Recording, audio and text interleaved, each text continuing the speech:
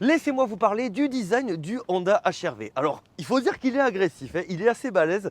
Et ce qui fait, entre guillemets, sa particularité comparée à d'autres SUV urbains, c'est notamment cette calandre complètement peinte. Voilà, il n'y a pas de différenciation niveau couleur et ça, c'est vrai que c'est assez rare. Sinon, on va retrouver beaucoup d'agressivité, que ce soit sur les feux, que ce soit sur le capot. Voilà, on sent que la voiture, elle n'est pas là pour rigoler. Son profil, je trouve que c'est peut-être la chose la plus réussie.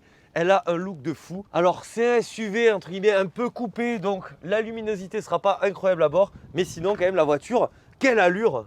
Puis ensuite si on va sur l'arrière, donc on a cette lunette inclinée qui fait très, quand on la prend juste d'ici, on dirait un Porsche Cayenne. Et puis donc le gimmick qu'on va retrouver sur toutes les voitures des années 2020, à savoir le fameux bandeau latéral qui va quand même bien habiller la voiture. Après, ce qui est drôle, c'est que c'est une voiture récente, donc on ne va pas mettre de sortie d'échappement outrageuse ou d'autres délires du genre. Voilà, ici le but c'est quand même de se montrer plutôt sobre, efficient. Cette version est une hybride, mais il existe également une voiture qui lui ressemble énormément. Je ne sais pas si vous connaissez la Anyone, qui sera en gros un dérivé de ce modèle en version électrique.